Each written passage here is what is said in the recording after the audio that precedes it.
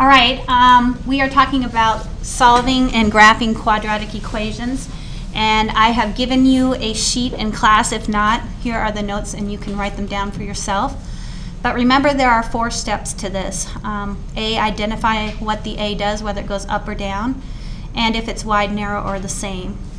B, finding the vertex. Not only will you find the vertex here, but you'll also be given the line of symmetry if using standard form. C, setting the quadratic equation to 0 using one of the 3 methods we used in the last test, factoring by AC, GCF, or difference of squares, the square root method, and the quadratic formula. And D, set all x's to 0 and solve for y. If we are not doing standard form, we will be using the vertex form. And you can see how very different vertex form is from our standard form. And again, we have the 4 parts: identifying the A and what it does, the vertex, set the equation to 0. In this case, you're going to get probably a plus or minus square root when you do this. And then set all x's to 0 and solve for y.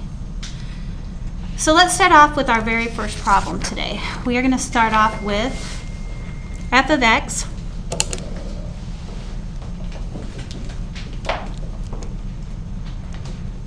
f of x is equal to negative x squared plus 2x plus 3.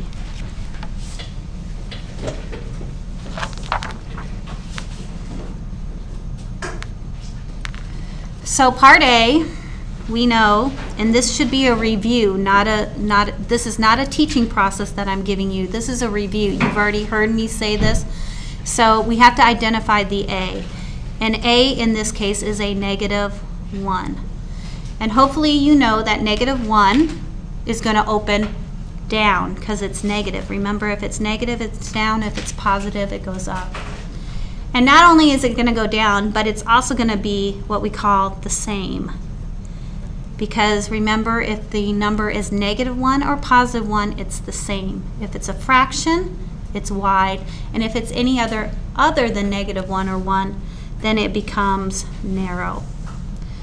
Part B, that's simply using the formula negative b over 2a to get the line of symmetry. So if we do that, negative b would be negative 2 over 2 times negative 1, which equals negative 2 over negative 2. So our line of symmetry is going to be positive 1.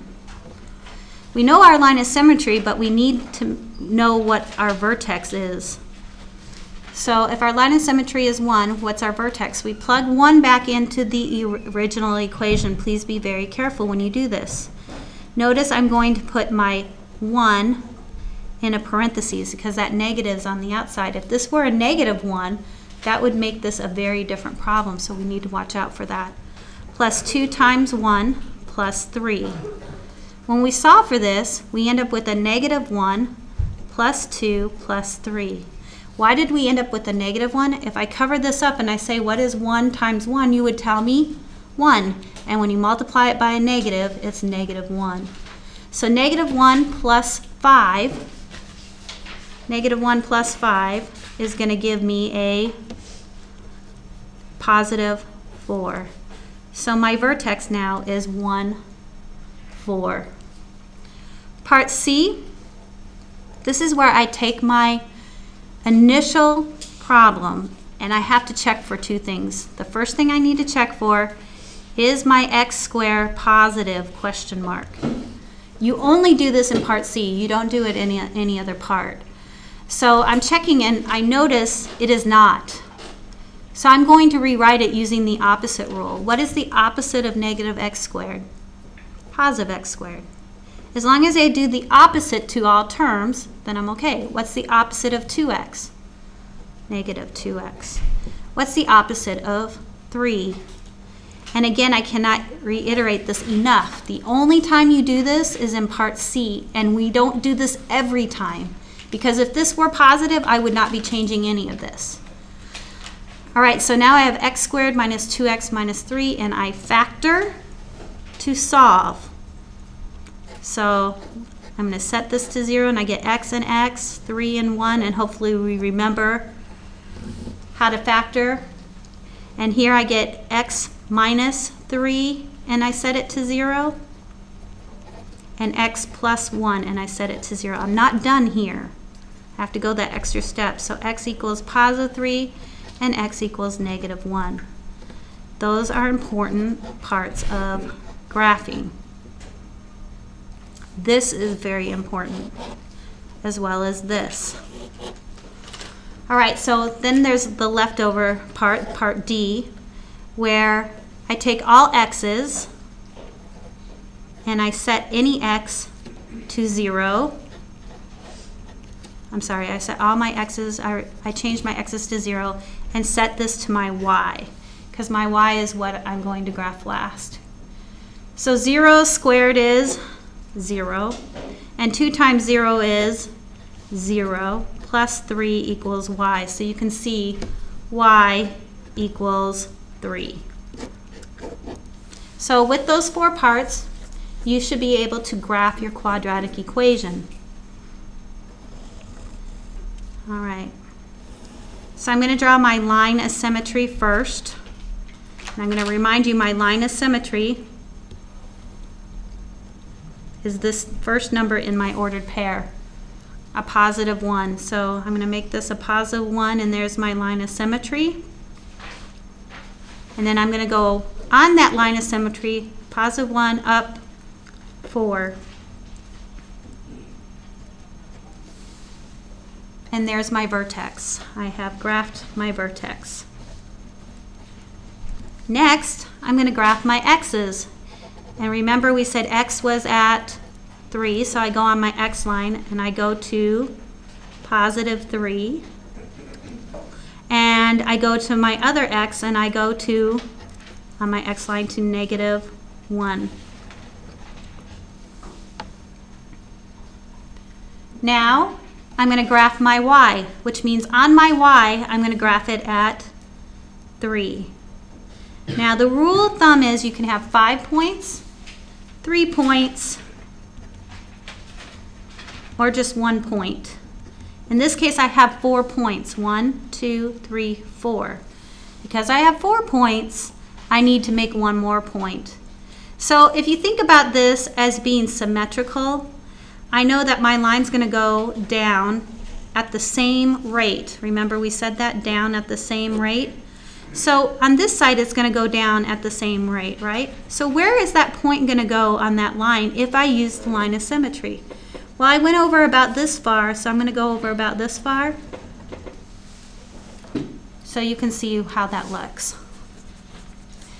And that is how we graph standard notation.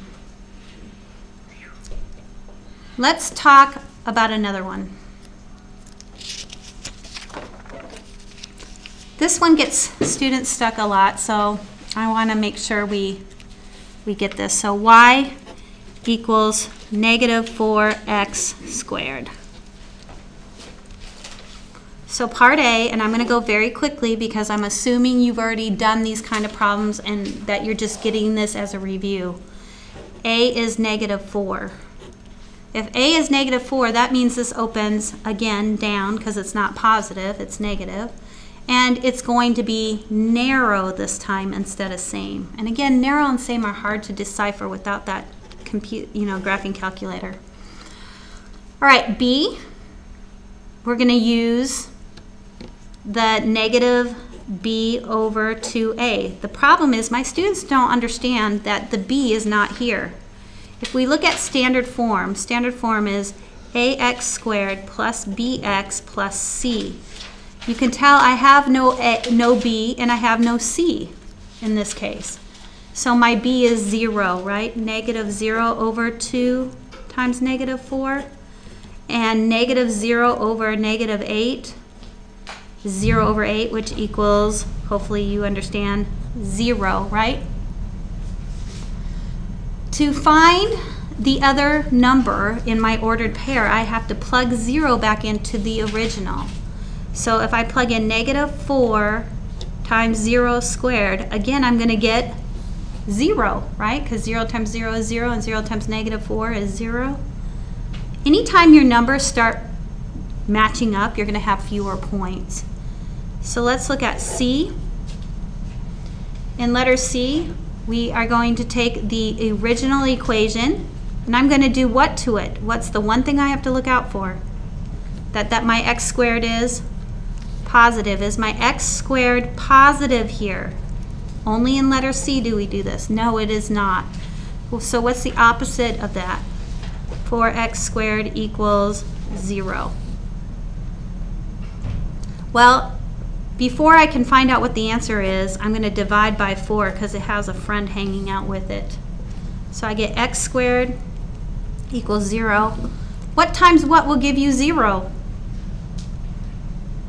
I don't have to do a lot of solving here because x has to be what?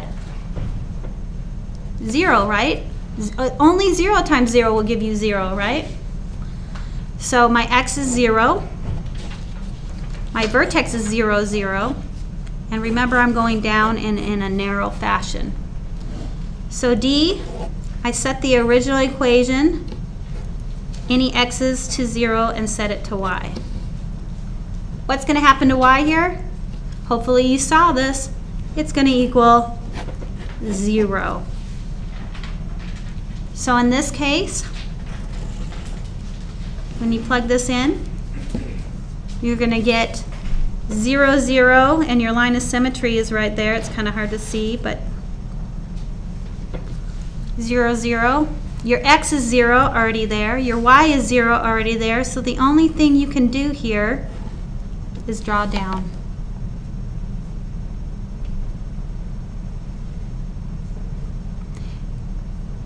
Just be careful later on, they might do something like this, plus 3 to you. And a lot of people call this B, and this is not B, this is the letter C. If you look at standard form, a B has to have an X, a single X. That does not. If this were the case, then you have an A, a B, and a C. So just be mindful of that when you're solving these problems. And the other thing to watch out for is C, just making sure it's always positive. If it is positive, you don't do anything else to it. You leave it the same. Let's talk about vertex form. That's a little different. All right, so if you have y equals negative 2 times x minus 4 raised to the second power plus 2, and you first of all have to recognize this as standard form. A times x minus h squared plus k.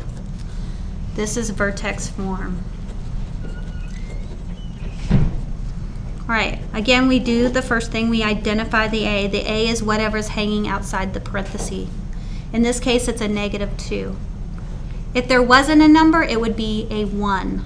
So remember, 1 times the parentheses is 1, whatever the parentheses. So A can be 1, or A can be negative 2, or whatever number is there. B, this time we do the opposite of H and K. So that can be tricky. Of course, in math, we don't write opposite of H. We do opposite of H and K. So I look up here and I say, well, what is my H? My H is currently a negative 4. What's the opposite of negative 4? Positive 4. And then what is our K? You don't do the opposite to K. You take whatever is there. In this case, it's positive 2. Okay, so C, we have negative 2 times x minus 4 squared plus 2, and we're setting it to 0. This is very much like test 3. Remember, if you have a parentheses raised to the second power, the goal is to get this part of it alone. So we have some friends hanging out. So remember what that means. So we want to get rid of the positive 2 by subtracting. We always add and subtract before we multiply or divide. So in this case, I end up with negative 2 x minus 4 squared equals negative 2. Then I'm going to divide by negative 2. And I get x minus 4 squared equals positive 1. How do I get rid of the square? by taking the square root of both sides. So we're going to take the square root of both sides. And when we do that, we get plus or minus 1. That's very important. So this base drops out, x minus 4 equals plus or minus positive 1. Now when I add, remember if you add from the front, it stays in front of the plus or minus. So this plus 4 stays in front. So we get x equals 4 plus or minus 1. That's really important to understand that that means 4 plus 1 and 4 minus 1. There's two answers there. 4 plus 1 is 5 and 4 minus 1 is 3. So our x is 5 and our x is 3 here. Part D, we take all x's and we set them to 0 and solve for y. So there's a little bit more to do here, but this isn't something that should slow us down. 0 minus 4 is minus 4. And negative 4 times negative 4 is positive 16. And negative 2 times 16 is going to give me a negative 32. Plus 2 equals y. So y is equal to a negative 30. Now that's going to be kind of hard to graph. So I do need to make mention that sometimes when you graph something like y equals negative 30, we're going to leave it out of our information because it's just not going to stick on our graph properly. So let's go ahead and draw our graph. And we know that we have this at positive 4. Our line of symmetry is at positive 4 because this first number is always our line of symmetry. And then we can go ahead and graph our vertex for positive 2 because this equals our vertex. And then we have our x's. X equals 5 and x equals 3. So I'm going to put on the x line the 5 and the 3. And of course y is going to be 30, and if you look, it's going to be way down here off the page. So all I can do is follow what I made note of, that a was negative 2, and because it's negative 2 it should be down and narrow. So, and that's what it looks like, down and narrow. And that brings us to the end of these notes. I hope they were helpful, and if you have any questions, please don't feel free to ask.